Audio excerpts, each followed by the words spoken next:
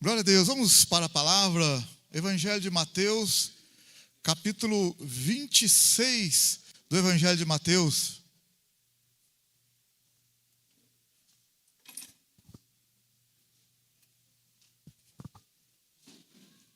Evangelho de Mateus, capítulo 26.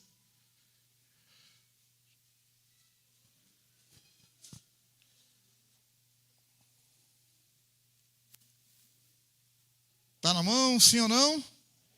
Mateus 26, verso 36.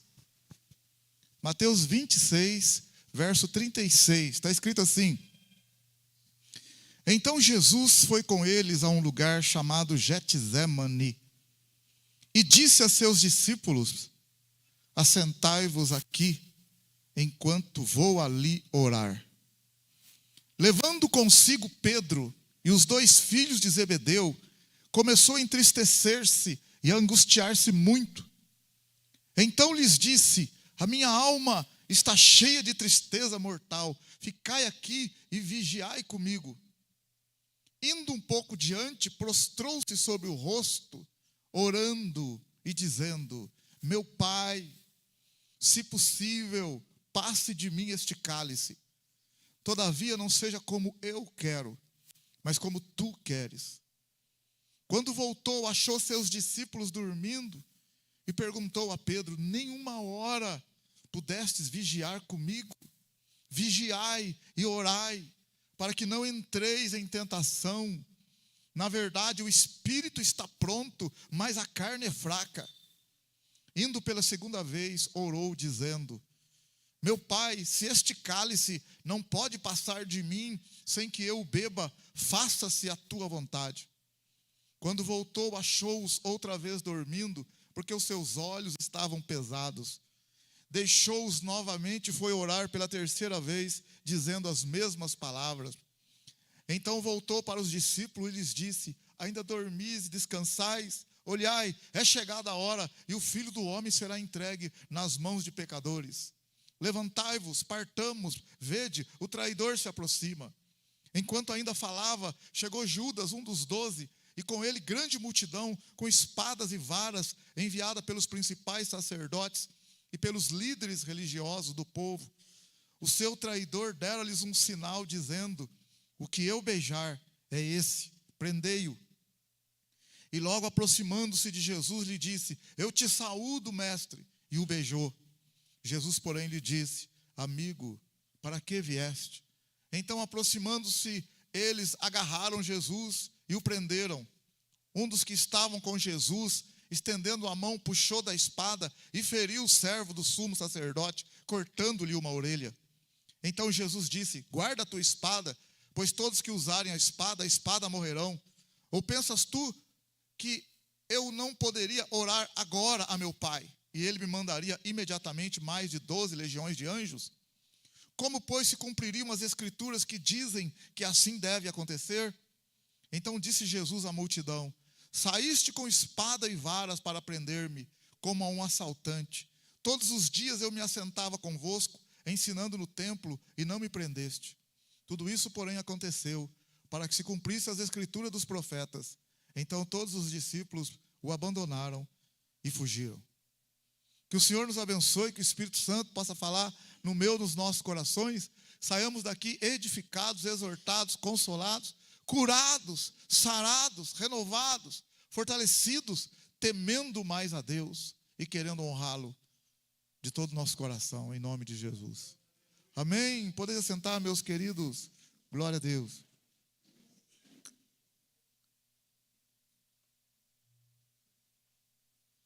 Irmãos, é um texto que a gente sempre... acho que é o texto que eu mais prego aqui na igreja, esse texto aqui.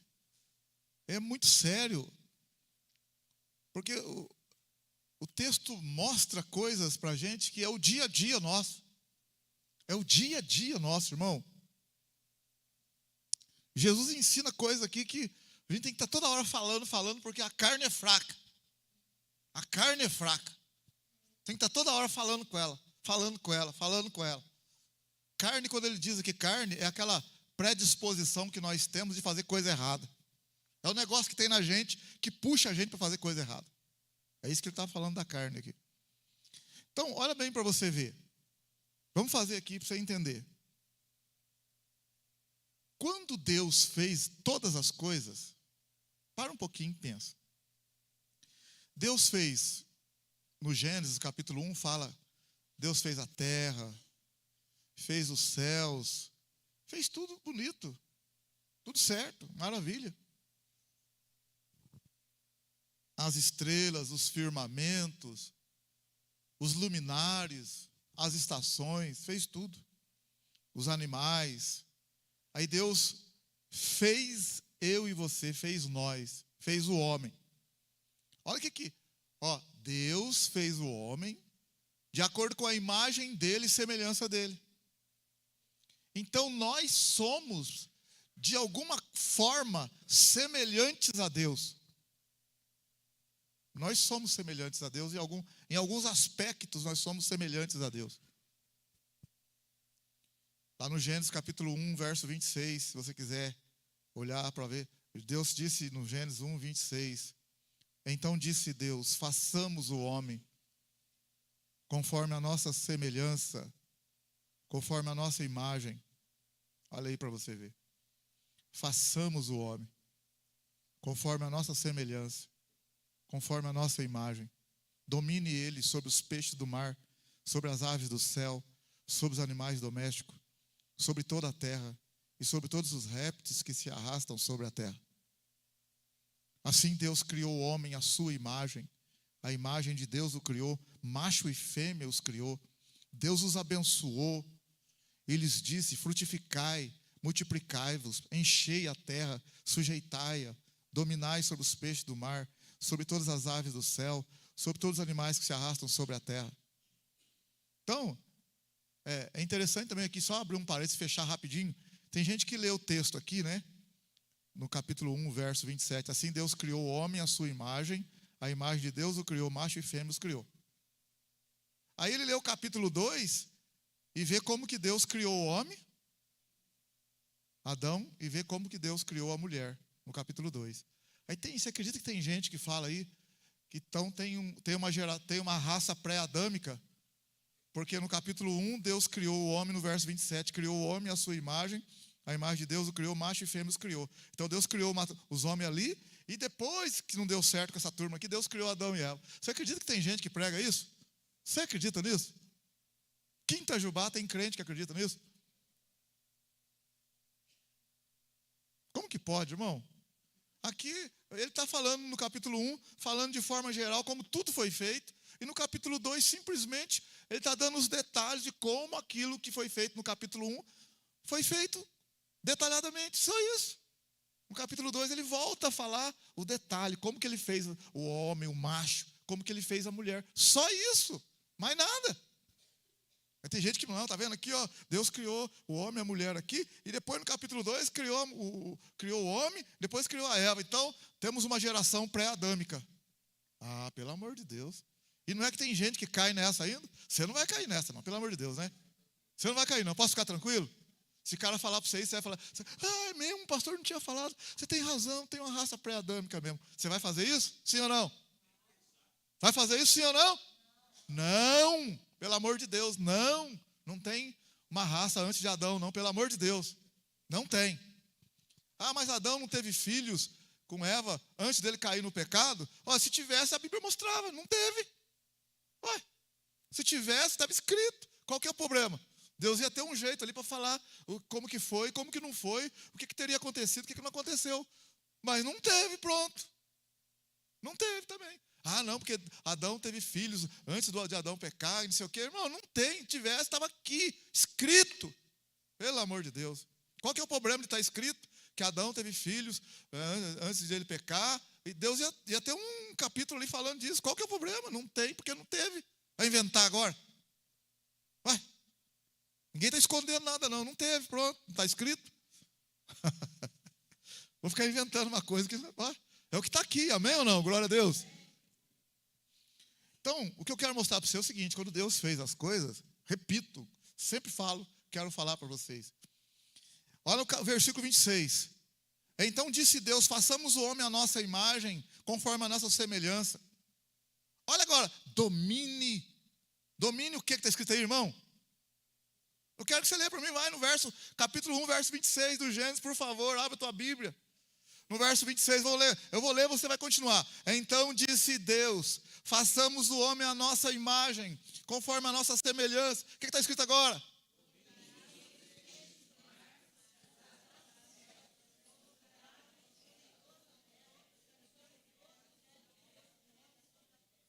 Espera aí, então tá bom. Deus fez o homem conforme a imagem dele. E Deus disse para esse homem que ele fez: você é quem vai dominar a terra e tudo que está na terra. É você que vai dominar. É você que vai ser o líder, você que vai ser o que manda na terra. É você, é o homem. A terra estou dando para você. Sabe que é difícil de entender um negócio desse? Olha lá o Salmo 116. Salmo 116. A gente sabe, meu irmão, no fundo, tudo é de Deus.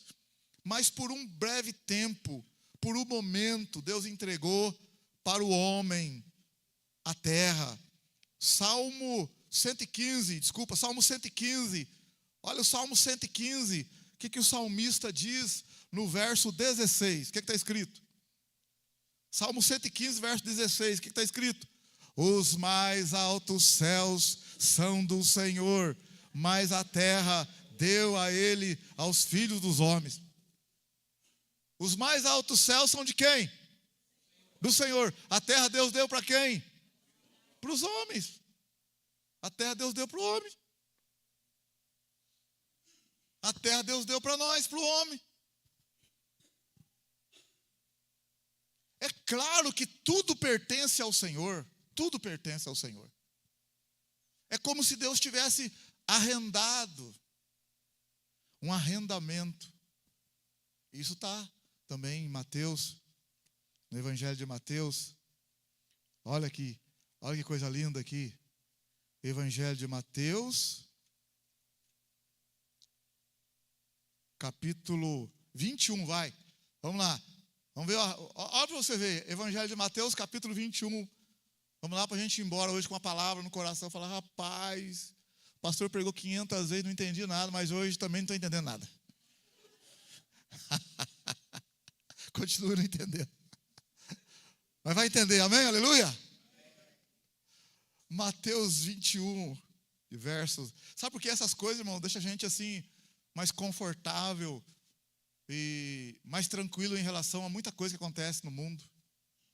Por que Deus permitiu? Por que Deus deixou? Por que Deus não fez? Ou por que Deus é poderoso, amoroso e não interveio, não interferiu? A gente vai entender algumas coisas assim. Mateus 21, verso 33. 21, 33. Ouve esta parábola. Havia um proprietário que plantou uma vinha, colocou ao seu redor um muro, construiu nela um lagar e uma torre, arrendou-a a uns lavradores e ausentou-se do país. Chegado o tempo da colheita, enviou seus servos aos lavradores para receber os seus frutos. Os lavradores, agarrando os servos, feriram a um, mataram a outro e apedrejaram a outro. Então enviou outros servos em maior número do que os primeiros, e eles lhes fizeram o mesmo. Por último, enviou-lhe seu filho, dizendo: respeitarão a meu filho. Os lavradores, porém, vendo o filho, disseram entre si: este é o herdeiro. Vinde, vamos matá-lo e nos apoderar da sua herança. Assim agarraram-no, arrastaram-no para fora da vinha e o mataram. Jesus que está falando, irmãos. Portanto, quando vier o dono da vinha, que fará aqueles lavradores? E eles responderam: destruirá de maneira horrível esses perversos e arrendará a vinha a outros lavradores que no devido tempo lhe entreguem os frutos. E disse Jesus: nunca leste nas Escrituras a pedra que os construtores rejeitaram? Essa se tornou a pedra angular. O Senhor fez isso e é maravilhoso aos nossos olhos. Portanto, eu vos digo, falando para os fariseus e religiosos, portanto, eu vos digo que o reino de Deus vos será tirado e será entregue a um povo que produza os seus frutos. Aquele que cair sobre esta pedra se despedaçará, mas aquele sobre quem ela cair será reduzido a pó. Os principais sacerdotes e os fariseus, ouvindo essas parábolas, entenderam que ele falava a seu respeito. Procuraram prendê-lo, mas tiveram medo da multidão, porque o povo o considerava como profeta. Olha o que ele está falando aqui, irmão. Ele está falando que, por um tempo, Deus deu a terra, deu a vinha para o povo de Israel. Já deu um pulo lá na frente. Do Adão foi lá na frente. O povo se perdeu. Deus fez uma aliança com Abraão. Formou o povo de Israel. Então, Deus deu para Israel dominar. O Antigo Testamento de Israel dominar e tomar conta. Mas Israel fez tudo errado. E Deus então enviou os profetas. E os profetas apanharam. Porque Deus enviou os profetas, porque Deus estava querendo os frutos, e os frutos não davam, e os profetas vinham para falar com eles, para se mudar, para arrepender, mas eles bateram nos profetas, espancaram os profetas, mataram os profetas. E Deus mandou outros profetas que fizeram a mesma coisa. Então, Deus enviou o Filho, Jesus. Enviou o próprio Filho, que é filho do dono da vinha, dono de tudo, que foi arrendado para uma turma. Aí o que eles fizeram com o Filho? Mataram o Filho. Aí Jesus falou assim, então, o que vai acontecer? Sabe o que vai acontecer? O reino de Deus vai ser tirado desse povo. Falou para ele, eu vos digo que o reino de Deus será tirado de vocês e será entregue a um outro povo. Então o reino de Deus foi tirado de Israel e foi dado para a igreja, um outro povo. Bem resumidinho, assim, para você entender. Amém ou não? Então, meu querido, meu amado,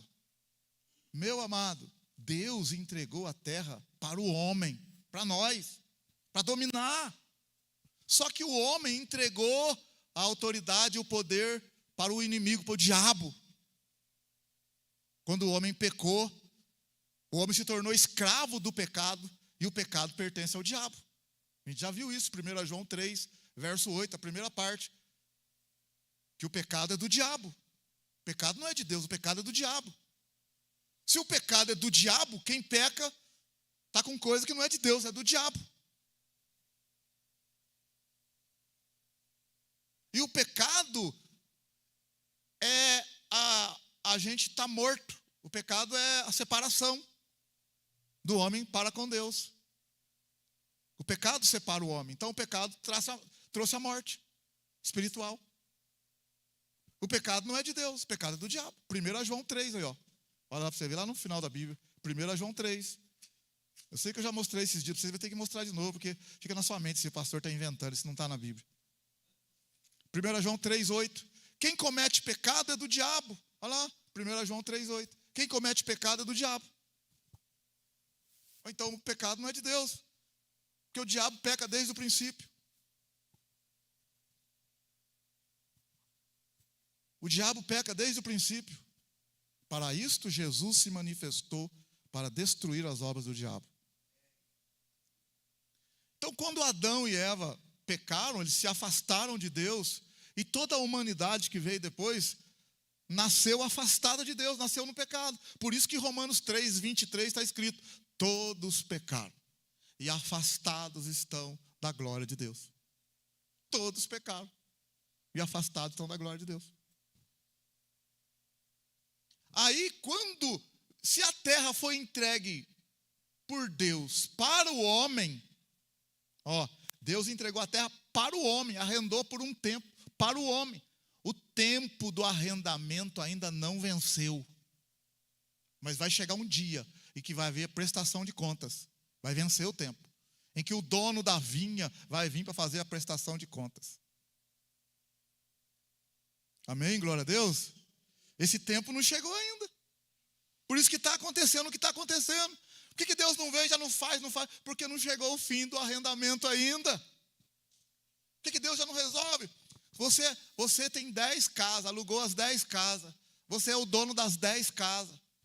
O cara está fazendo festa, bagunça na casa lá, do jeito dele lá. Você rabiscou na parede da casa por dentro. Você não pode fazer nada. O contrato não venceu ainda. A hora que vencer o contrato, você vai fazer a prestação de conta. Você vai falar para ele: não, eu quero essa casa pintada. Eu quero a casa pintada, eu piso aí, não estava desse jeito não. Você vai ter. Mas durante o contrato você não pode entrar lá, você tem que esperar. É o que está acontecendo, o mundo todo está arrebentado, quebrado e tal. O quanto Deus intervém. Olha agora, ó. Por isso, escuta bem o que eu vou te falar agora. Escuta bem, fala para o seu irmão do lado. Escuta, por favor. Por isso que precisa fazer oração. Se o cara está lá na sua casa, como inquilino na sua casa, você é o dono, você não pode entrar lá, mesmo a casa estando vazando, estraga. Você não pode. Você é o dono, eu sou o dono. Você é o dono, mas você não pode. Você alugou a casa, arrendou a casa. Agora, se o cara lá chamar você, aí você vai lá para ajudar. Você tem dinheiro, você pode, você tem poder, você tem condição, você vai ajudar ele. Então, por que eu tenho que orar? Porque o Senhor tem poder para vir me ajudar. Pelo amor de Deus, não estou dando conta. Aí eu preciso orar.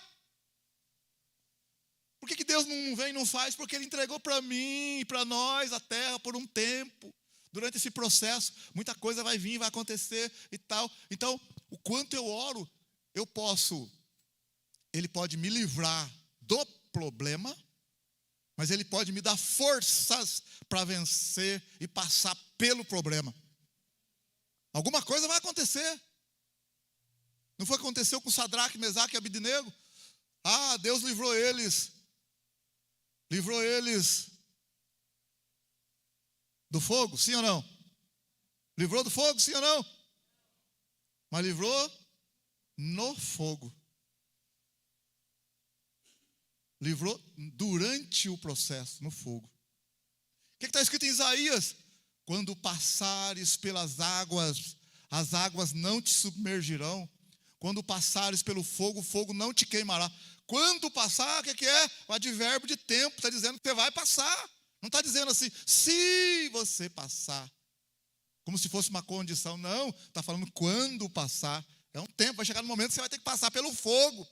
Vai passar pela tentação, pela provação. Quando passar, Deus está com você.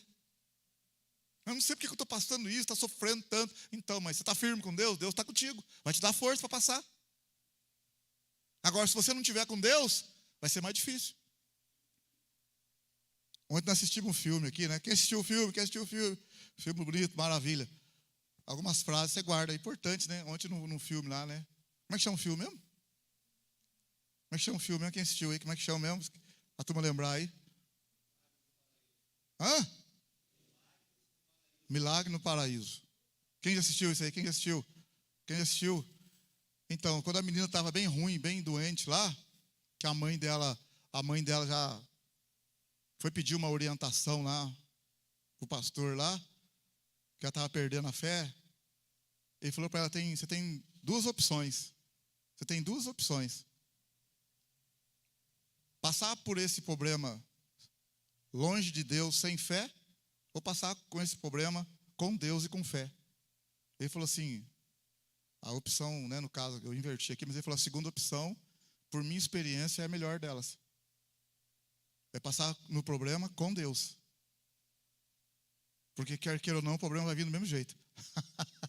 Se você estiver com Deus ou sem Deus, o problema vai vir do mesmo jeito. Então, não vou mais na igreja porque está acontecendo isso na minha vida. Se você não estivesse na igreja, não ia acontecer então? Então é melhor estar fora da igreja porque não vai acontecer. Vamos todo mundo fora da igreja então, porque lá não acontece. Aí lá fora, irmão, é melhor estar fora da igreja, porque fora da igreja não acontece nada com ninguém. Vou pregar lá fora. Não vou nem chamar de igreja. Porque fora da igreja é melhor. Ou não, estou errado. Fora da igreja. Irmão, as duas casas que foram construídas, uma na areia ou na rocha, uma em cima da rocha, outra em cima da areia. Uma foi construída em cima da rocha, outra em cima da areia. Jesus que falou em Mateus capítulo 7. Eu pergunto, a tempestade veio só para uma casa ou veio para as duas? Perguntando para você, veio para as duas ou para uma? Então, ali representa o crente que está firme e o outro que não está firme. Os dois construíram a casa. E a tempestade veio para os dois. Mas o que estava firme, estava na palavra, estava com Deus, aguentou o tranco. Mas veio para os dois. Irmão, presta atenção. a chuva e o sol resplandecem sobre pecadores e sobre justos. Deus brilha o sol sobre todos nós. Chove sobre todos nós. Venta sobre todos nós. Mas é diferente quando a gente está com o Senhor. É diferente, porque eu estou pedindo ajuda dele. Se o cara da outra casa lá, que arrendou a casa para o mesmo dono, não está pedindo ajuda, é problema dele. Mas eu, na minha casa, eu vou pedir ajuda, eu vou orar. Por isso que preciso orar, eu preciso chamar ele, Senhor. Ele não vai fazer do nada assim qualquer coisa, não, irmão. Se ele arrendou a terra para nós, ele não vai entrar aqui de qualquer jeito. Ele falou assim, o ladrão veio para roubar, matar e destruir. Eu vim para dar vida. Ele falou que o ladrão é salteador, é usurpador. Mas ele, Jesus, entra pela porta. Ele entra pela porta. Jesus não entra assim pulando, invadindo, não. Eis que estou à porta e bato. Se alguém ouvir a minha voz e deixar entrar, eu entro. Ele não arromba, não. Ele está assim, você quer a minha ajuda? Manda alguém falar, Senhor, vai orar, vai buscar. O inimigo tomou conta do mundo. A Bíblia fala, o mundo inteiro jaz no maligno. Por isso essa coiseira ruim no mundo. E a igreja aqui, meu irmão, a igreja aqui é a igreja militante, a igreja que ora. Jesus disse no mundo, falou para a igreja, no mundo tereis aflições. Para a igreja. Depois que eu fui para a igreja, estou orando, agora mais assombração está aparecendo. Claro, rapaz, você já estava no meio da assombração, não parecia isso, já era dela. Agora que você saiu dela, está aparecendo para você. Você está enxergando ela. Antes você não enxergava a assombração. Algum escuta, nossa, então existe assombração? O pastor falou que tem assombração. Não sei qual sentido, mas dependendo do sentido existe. Dependendo do que você está falando, do jeito que a gente entendeu o raciocínio, ela existe. Então, meu querido, meu amado, nós, quando eu falo que tem uma luta interior da carne contra o espírito, quem está no mundão não tem essa luta.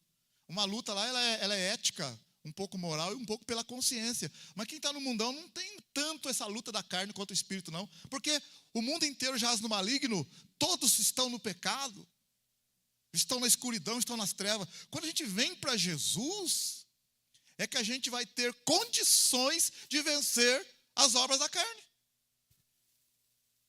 Porque a gente estava todo enfiado nas obras da carne. Mas quando a gente vem para Ele, o Espírito Santo que Ele nos deu, nos ajudará nas nossas fraquezas. O Espírito Santo vai nos ajudar a vencer as obras da carne. Aí vai ter a guerra da carne contra o Espírito. Mas o pessoal do mundo nem sabe o que é isso, irmão. Ali é uma guerra de consciência, de moral, ética, mas já está no mundão mesmo. Mas quando você vem para Jesus, não, tem uma luta, uma guerra, uma batalha, para você não fazer o que você deseja. Você quer fazer as coisas de Deus? A carne grita, não sei o quê. Você quer fazer as coisas da carne? O Espírito de Deus que está na sua vida, não, você é de Deus. Então está uma luta, porque você é crente que tem essa luta. Se você não fosse crente, não teria essa luta. Vou largar a mão da igreja, não quero saber mais e tal. Aí depois, não, mas eu tenho que ir, porque eu não posso largar. Então, carne e espírito, a luta que você está tendo, olha a luta. Não estou entendendo nada que está acontecendo. Estou tão desanimado na igreja. Ao mesmo tempo, Jesus, tem misericórdia. Ao mesmo tempo você fala uma coisa, ao mesmo tempo o Espírito levanta e você fala outra. Que luta que é. Não vou mais na igreja não, porque a irmã lá, que não sei o quê. Mas eu tenho que ir sim, porque eu sem Deus não sou nada. Mas que luta, hein? Você nem percebe a luta. Você mesmo fala uma coisa e fala outra, fala uma coisa e fala outra. É a luta da carne contra o Espírito.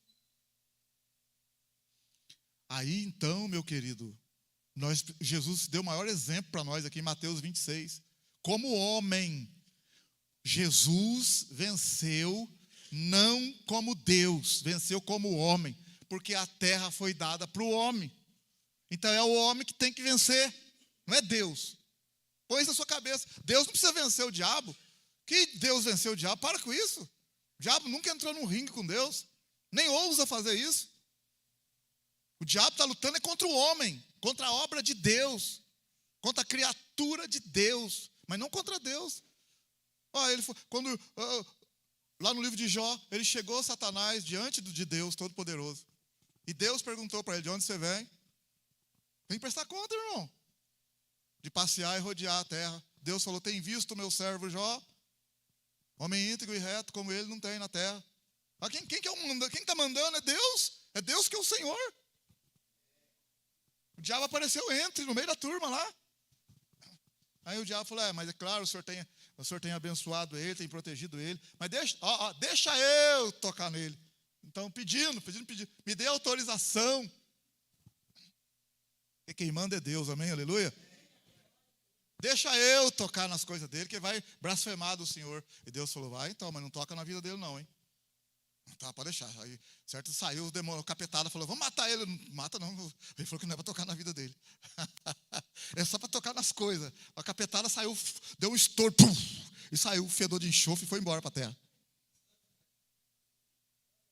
Vamos matar Jó. O capeta-chefe falou, não mata não, não é ordem para não matar. O Senhor lá falou que para não matar. É só para tirar as coisas dele. Mas você vai ler lá, rapaz, acabaram com Jó rapidinho com as coisas do Jó. Porque o diabo veio para destruir mesmo. E ele fez porque Deus permitiu. Permissão de Deus.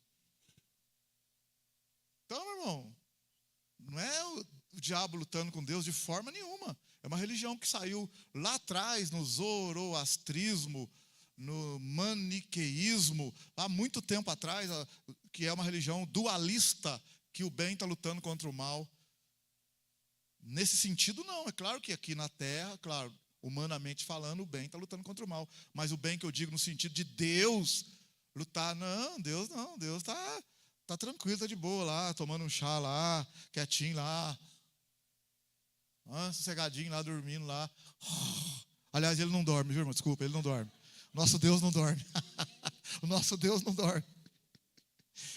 Nosso Deus não dorme. Amém, aleluia. Maravilha. Nosso Deus é grande, amém, aleluia. Como é que pode, escrito lá, né, rapaz? O Deus não dorme nem cochila. Nós deita, lá apaga. Tem gente que dorme até na igreja. O nosso Deus não, o nosso Deus, 24 horas.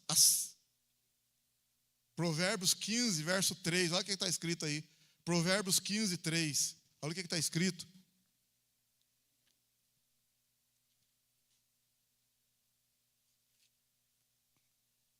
Olha aí, Provérbios capítulo 15, verso 3. O que está escrito?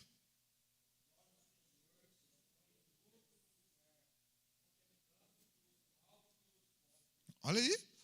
Os olhos do Senhor estão em todo lugar, contemplando os maus e os bons. Para nós, aqui dentro da nossa terra, do nosso meio humano, tem passado, presente e futuro. Para Deus, tudo não tem passado, presente e futuro. Foi Deus que criou, Deus está antes disso tudo. Deus está fora do tempo. No tempo é que tem passado, presente e futuro. Eu falei para vocês, né? É como se Deus estivesse assim, ó, numa posição aqui, ó. Você nunca esquece disso. Aí uma formiguinha está passando ali. Ó, a formiguinha está passando ali. Formiguinha é eu e você. Está passando ali. Para a formiguinha, ela saiu de lá e está indo para lá. Para a formiguinha tem um passado, tem um presente, tem um futuro. Para Deus não tem passado, não tem presente, não tem futuro. Tudo está no momento só ali. O que é passado para ela, para Deus não é. O que é presente, para Deus, o que é futuro, tudo uma hora só ali. Deus não tem tempo. Então, para nós, quando eu for, Deus olha assim, ó. Ele não tem, ele que criou esse tempo para a gente viver nele. Deus é muito grande, nosso Deus é maior, amém, aleluia.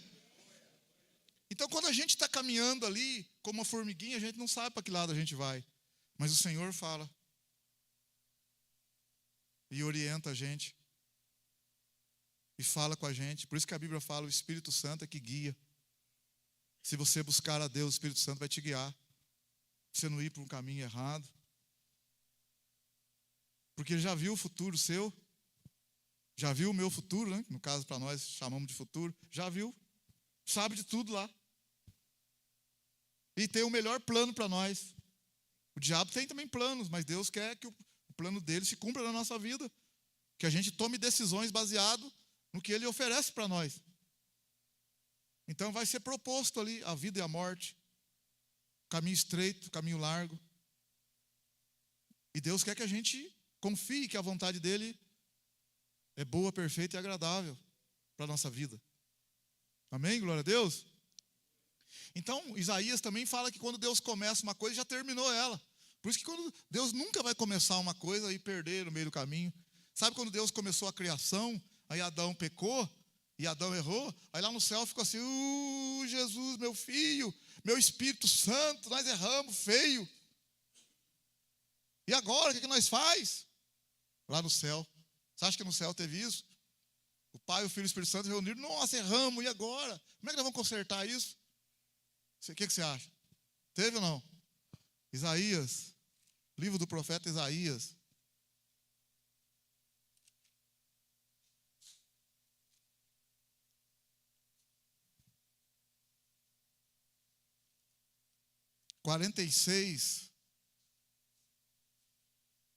Isaías 46.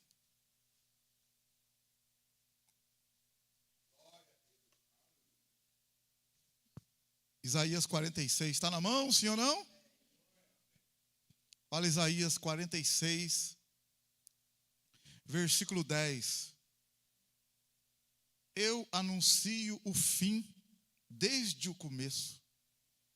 Desde a antiguidade, as coisas que ainda não sucederam. Eu digo, o meu propósito subsistirá e farei toda a minha vontade. Irmão, antes de Adão pecar, Deus já sabia, já preparou tudo, já tudo arrumado. Está tudo certo já.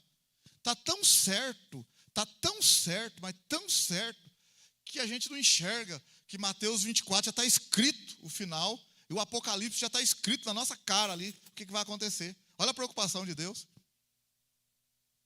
Para a gente não achar que Deus... Ele já mandou escrever, escreve as coisas que tens visto, as que são e as que depois destas hão de acontecer. Apocalipse capítulo 1, verso 19. Como é que pode fazer um negócio desse? Então aqui, ó, eu anuncio o fim desde o princípio. Eu gosto de fazer isso, ó. Imagina bem que aqui é o começo. Deus vai começar alguma coisa aqui, ó. Deus vai começar a criação da terra, a criação do homem. Deus não vai começar, irmão. Deus não vai começar sem primeiro olhar o fim.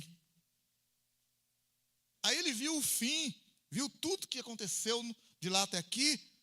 Aí ele, depois que ele viu tudo, ele volta. Aí ele fala assim, agora eu vou começar. Criou Adão, criou Eva e começa. Então para a gente, que Deus não sabia, Deus está assim, ó, está tudo certo, fiel. É só dar na minha presença, você vai ser bem sucedido lá na frente. Você tem livre-arbítrio, escolha sua. Mas quando Deus começou, eu e você, Ele já viu o nosso fim é de bênção e de vitória. Se a gente andar no propósito dEle, no caminhada dEle, no plano dEle. Então, se eu decidir seguir o que Deus tem para mim, Ele já viu o fim desde o começo. O diabo não viu o fim. Ele não tem essa capacidade. Mas o fim dele já foi decretado. Deus já falou para ele, para o capeta, que vai ser atormentado. Por isso que Mateus capítulo 8, quando Jesus vai expulsar os demônios fala para Jesus, vieste nos atormentar antes do tempo? E já sabe que vai ser atormentado. Mas só que não chegou o tempo do demônio serem atormentados ainda. Vai chegar, que está lá no Apocalipse 20. Eles vão ser atormentados, já está escrito. E o diabo já falou há 2000 anos atrás, quando Jesus estava na terra. Quando Jesus foi expulsar os demônios de um homem lá, os demônios falaram para Jesus, o Senhor veio nos atormentar antes do tempo. Então existe um tempo em que os demônios vão ser atormentados. Mas não é agora, agora eles estão por aí soltos, andando ao derredor, rugindo como leão, buscando a quem possa tragar. E por isso que a Bíblia fala, não deis lugar ao diabo. Se a gente não der, não tem lugar, irmão. Se você não der, não tem lugar para o capeta. Agora, se der lugar, aí ele entra. Ele só vai entrar naquilo que você der permissão. Ele já tomou conta da terra. Mas você vê que até lá nos lugares aí onde se invoca os espíritos malignos, tem que fazer uma consagração lá do jeito lá, para o bicho descer neles. Não é assim também do nada, que o bicho também tem as suas... Pede lá sangue, pede não sei o quê, para baixar na pessoa. Severino baixou um tanto nele, não sei se foi expulso. Não sei se está liberto, mas está tudo bem.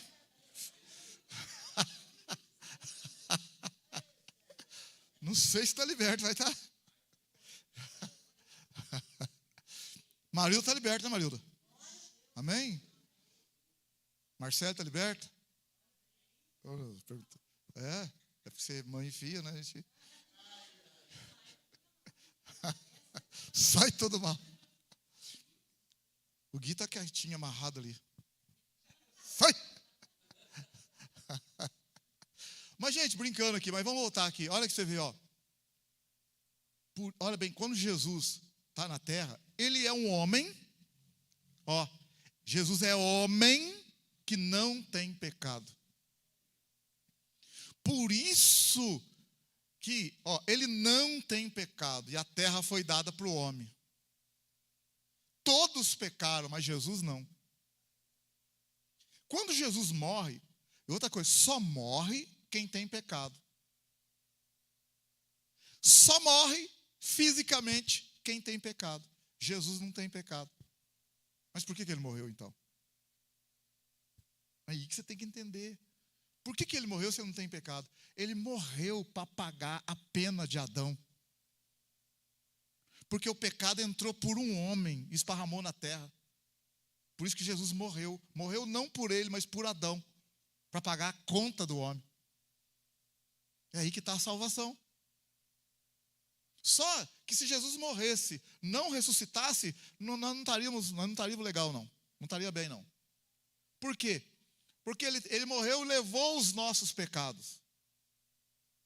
Mas se a gente ficasse só na morte dele, já não, claro que a morte foi maravilhosa, assim, no sentido de salvação, a gente nós teríamos o livramento do pecado.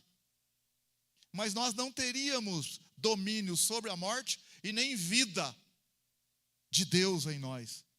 Por isso que se fez necessário a ressurreição. A ressurreição é uma vitória sobre a morte, que é o último inimigo. Porque senão a gente venceria o pecado, a gente teria vencido, Jesus teria pago a conta do pecado, mas a gente não teria vida de Deus, e a gente poderia voltar até a pecar de novo. Mas o que Jesus fez? Fez a obra completa. Ele levou os nossos pecados, pagou a conta, venceu a morte, que é o último inimigo, ressuscitou para nos dar vida. Uma nova vida.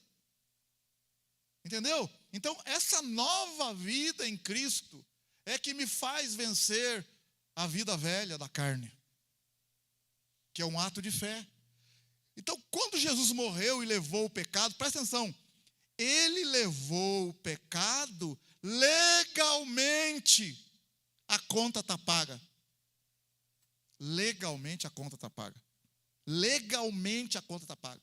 Mas na prática o pecado está solto.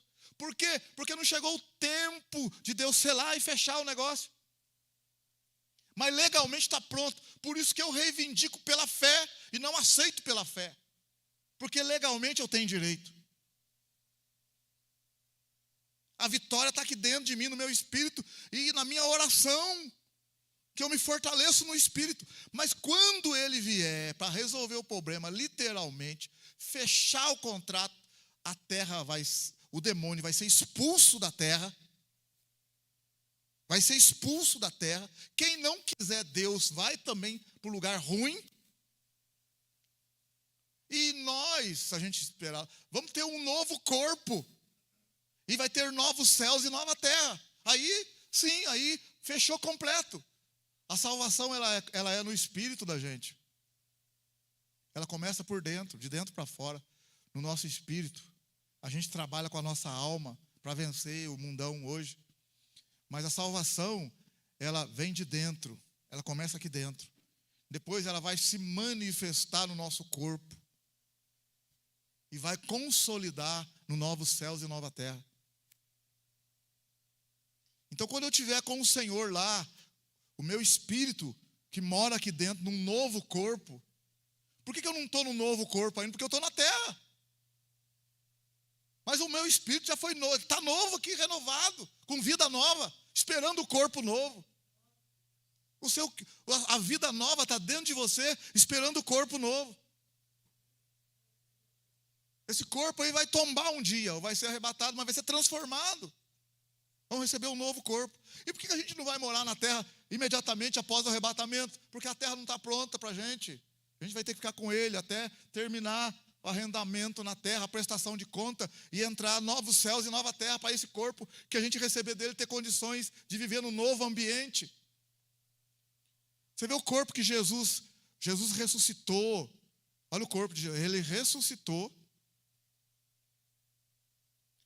E ele estava naquele corpo. No corpo, podia tocar no corpo dele, mas é um corpo diferente. Mas ao mesmo tempo ele comeu. É interessante, ele comeu, mas ele atravessou, entrou dentro da porta. Atravessou lá, entrou dentro do salão onde todo mundo estava. Conversou e desapareceu.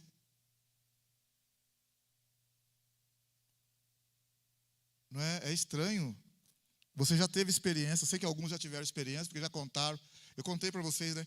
A última que eu tive aí há 4 anos atrás, que eu estava em casa num domingo à tarde, depois do almoço. Olha bem, eu estava em casa no domingo à tarde, depois do almoço. Aí era mais ou menos 1h, 1h15, mais ou menos assim. Eu falei assim, vou dar uma cochiladinha de uns 50 minutos, que eu tenho que preparar para o culto das 4h30, das 5h. Era 1h mais ou menos, por aí. E a Teca e a Rebeca estavam na salinha conversando. Tem uma porta aqui, e no meu quarto tem outra porta aqui. Eu entrei no quarto, e eu deitei. A hora que eu deitei, elas estavam conversando lá. A hora que eu deitei, falei, eu vou ficar uns 50 minutos aqui, não posso. Aí eu deitei, saí do corpo. Eu saí do corpo. Saí do corpo. Essa altura do chão, assim, vi o meu corpo lá. Eu vi a porta, mas parece que não tinha porta. Mas a porta estava ali, eu atravessei a porta aqui, virei aqui, a outra... Tinha a porta ali, eu sabia que tinha a porta, mas eu estava enxergando a Teca e a Rebeca conversando na sala. Olha que coisa estranha. Aí eu vi quando fez barulho no portão, lá da minha casa fez barulho no portão. Eu olhei assim, eu sabia que tinha as paredes tudo ali, mas eu estava vendo o portão abrindo, como se não tivesse nada. Estava enxergando assim, lá, o portão abriu, eu falei, a Débora está entrando de carro. Eu estava vendo desse jeito no mundo espiritual, mas estava acontecendo literalmente isso. E a hora que eu vi a Teca conversando com a Rebeca, assim, eu peguei e falei, ô Teca. Ela continuou conversando. Não escutou eu. Aí eu falei, Teca. Ela não viu, eu dei um grito, Teca! Ela não escutou.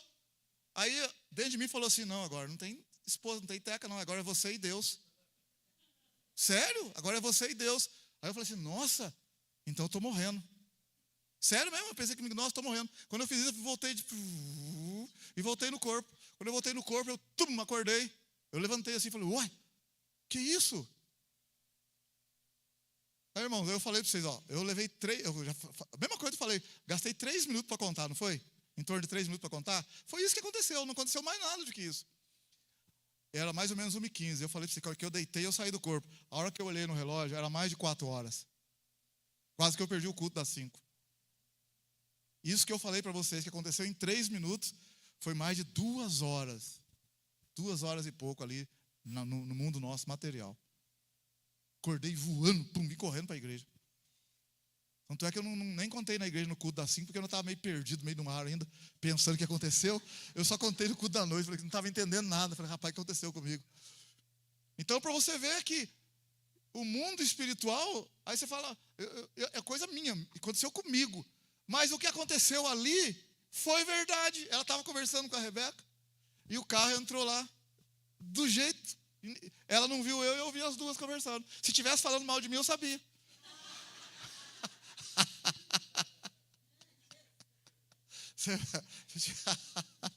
Se estiver falando mal.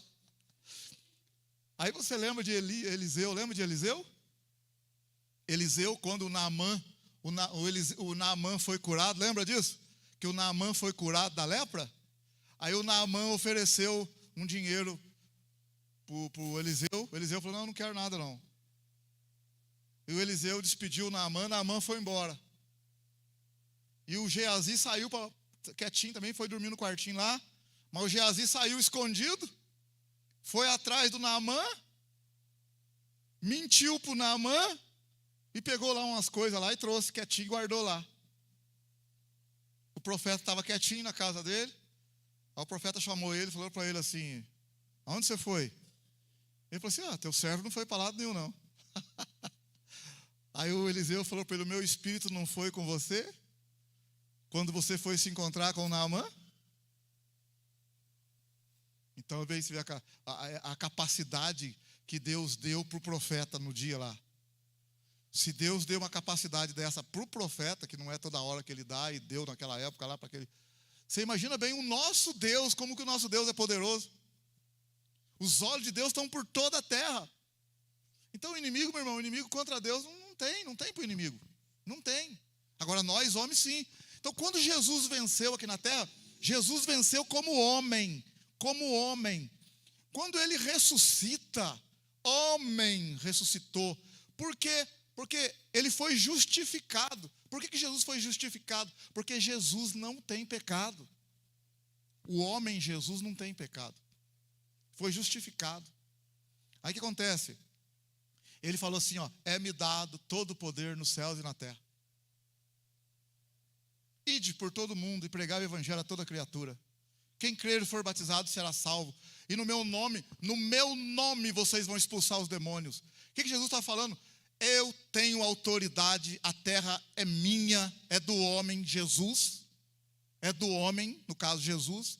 É do homem e eu tenho autoridade nessa terra de expulsar os intrusos. Então vocês podem expulsar, estou dando autoridade para vocês, no meu nome, mandar eles sair da terra. Porque eles sabem que eu venci e a terra é minha. Por isso que eles vão embora, por isso que tem que sair. Porque o homem Jesus venceu. Amém? Aleluia? Então, meu querido, aí Jesus falou assim, né? Jesus havia dito que ele ia estar com o Pai e não ia deixar a gente sozinho. Porque nós não ia dar conta. Ele falou, vou enviar o Consolador, o Espírito Santo, para ajudar vocês. Porque para Jesus não foi fácil. Você vê aqui no Getsemane, Jesus está orando. No Getsemane ali, chamou os discípulos para oração. Irmão, o mundo, quando a gente fala o mundo jaz no maligno, Jesus sentiu a pressão como homem ali. Faltava pouco para ele enfrentar o que ele ia enfrentar e vencer a pressão diabólica, a pressão de assumir o pecado, aquela coisa ruim que separa o homem de Deus. Jesus está lutando em oração como homem, pedindo força do Pai para o homem Jesus vencer aquele negócio. Ele não está orando como Deus. Deus não precisa orar. Deus vai orar para quem? Deus, estou orando para o Senhor, para mim mesmo. Não tem jeito. Jesus era Deus, era homem, era Deus que se fez homem. Como homem, ele está mostrando para a gente que para vencer é necessário orar, buscar ajuda de fora. Se ele não ora, ele não tem força. Ele vai subir para a oração junto com os discípulos. A alma dele está angustiada. Como homem, a alma está angustiada, está dolorida. Senhor, meu Pai, está difícil. Porque como homem está difícil, mas está buscando força, está buscando graça, está buscando ajuda. Ele está ensinando nós a fazer a mesma coisa. Quando a gente não estiver aguentando, não estiver dando conta, Senhor, me ajuda, Espírito Santo, fortalece.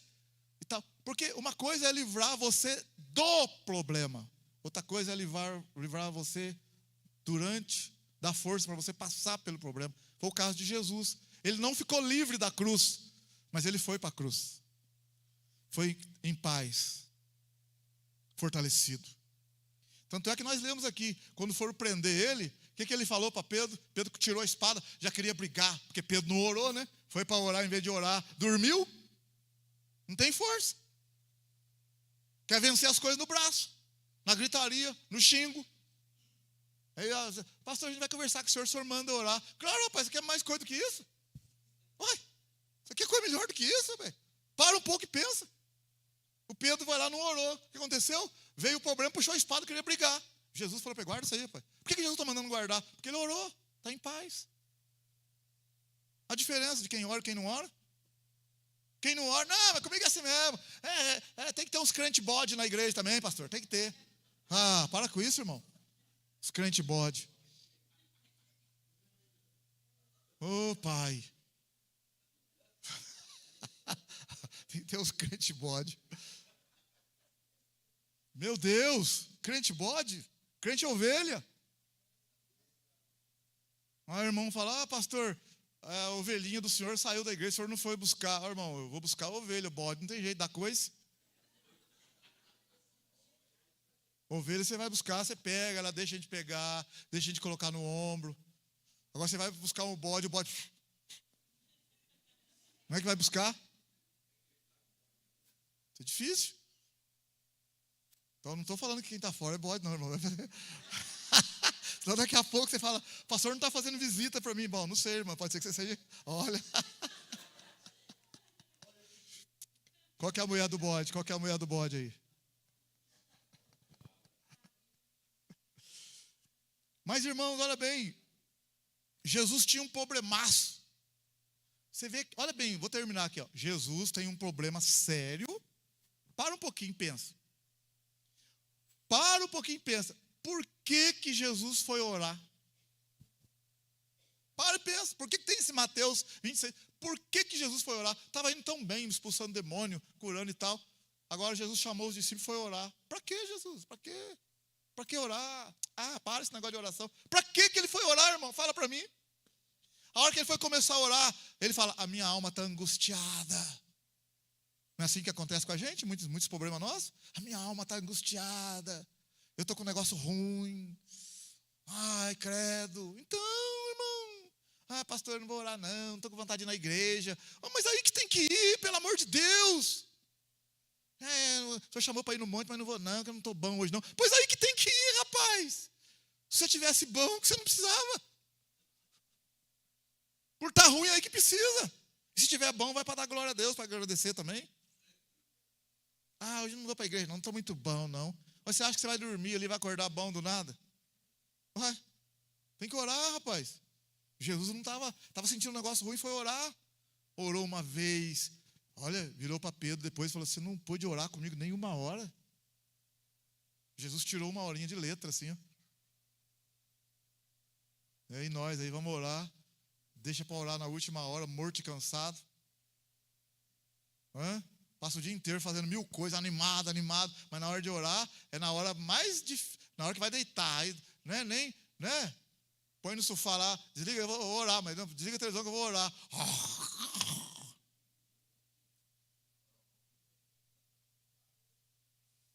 Eu quero ver você preparar, irmão, uma hora boa, você firme, animadão mesmo ali, ó, tomou um banho, animado. O que você vai fazer, irmão? Quer fazer, irmão? Vou orar agora, estou animado, vou orar. Ó, é isso que Deus quer. Aí você está animado, você vai, eu vou lá no parque passear. Vou lá não sei na onde. Aí você está cansada, vê se eu tiro um pouquinho de oração. Aí já dorme. Não ora, dorme. Mas na hora de passear, vou passear lá no parque, vou passear. Você não passeou, não. Eu estava meio dormindo no caminho, acabei dormindo no caminho. Aqui, ó, você foi no parque, dormiu no caminho, ó. Eu fui tomar um açaí, colocaram o açaí lá, mas eu dormi na mesa. Aqui, ó, que dormiu na mesa. Fui lá comer uma pizza lá, convidaram eu, saí animado, mas estava dormindo na mesa, não comi pizza. Para. Acontece isso? Mas vai orar. Eu não aguentei dormir. Engraçado, para orar dorme, para comer não dorme. Para passear não dorme. Às vezes está tendo um carro viajando, dá uma cochilada. Presta atenção, você está cochilando assim, né? Quem está no carona ali, porque a viagem cansa e tal. Mas quem está dirigindo fala assim, nós estamos passando por Campinas. Campinas. Na hora acende, rapaz. Acende na hora. Pronto, já não dorme mais. Agora você está orando, você acorda, acorda. Vê se a pessoa faz assim, estava orando, não, vamos continuar orando, não, orar é bom, vamos lá. Duvido, tá dormindo na oração, acorda, eu vou dormir, eu não aguento orar, outro dia eu oro. Olha como que é invertido as coisas. No carro, está dormindo, passou por... na hora, baixa o vidro, lá em Campinas, hein, bonito, hein, olha. Mas na hora que está orando, dorme, acorda, vou dormir, outro dia eu oro. Sabe por quê? Porque a oração é poderosa e eficaz. A oração vai surgir efeito. A oração vai surgir efeito. Lute contra a carne. Jesus falou, o espírito está pronto, mas a carne é fraca. É preciso orar, porque depois vai vir um negócio lá na frente, que se você tivesse orado antes, ficará mais fácil de você vencer. Jesus orou e teve condições de vencer tranquilo depois. Pedro não orou e foi no braço, na carne, na briga, no grito. Não é assim que acontece com a gente? Não, comigo é assim. Não quer? Manda embora então, manda embora. Não sei o quê. Mas se tivesse orado, não precisava fazer isso, né? Aí vem na igreja, pastor, eu fui mandado embora. Ora por mim. Era para você ter orado antes, agora, meu filho, agora já foi mandado embora. Se tivesse orado antes, você não teria gritado, não teria revidado. Porque a pessoa vem com a carinha de santo quando foi mandado embora. Mas o que aprontou lá não conta pra gente. O que aprontou lá não conta, não. Chegava atrasado, batia cartão, saía mais cedo, não fazia as coisas direito, que respondia, o serviço não era de qualidade. Isso não conta, não. Foi mandado embora, tá passando o facão lá e pegou eu também. Fala com a maior carinho assim, a gente fica até com dó, a gente até ora também. Mas muita coisa é nós mesmo, irmão. Nós estamos fazendo errado, hein? A carne é fraca. Amém? Glória a Deus, aleluia. Jesus venceu por meio da oração. Jesus está pedindo para a gente orar. Glória a Deus. Chamar ajuda de fora. Do Senhor é a terra e a sua plenitude. Mas por um momento, o Senhor entregou para nós a terra. Enquanto não vencer o arrendamento, Ele não vem prestar conta. Mas vai haver o dia da prestação de contas. Mas dentro desse processo, vamos buscar ajuda. Vamos buscar ajuda. O dono de tudo nos ajudará. Ele prometeu, Ele disse, vocês não estarão sós. Estarei convosco todos os dias, até a consumação do século. Amém? Vamos ficar em pé. Que o Senhor te abençoe, te fortaleça. Tenha uma ótima semana de vitória abençoada. Mas se você que ouviu essa palavra, você gostaria que a igreja orasse pela